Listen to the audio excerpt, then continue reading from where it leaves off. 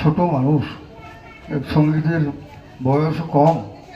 তো যাই হোক, সবার কাছে একটা অনুরোধ, ছোট শিল্পী বলে হাততালিটা যেন ছোট না হয়, ওইটার দিকে বিচারটা যেন ঠিক হয় সবার ক্ষেত্রে।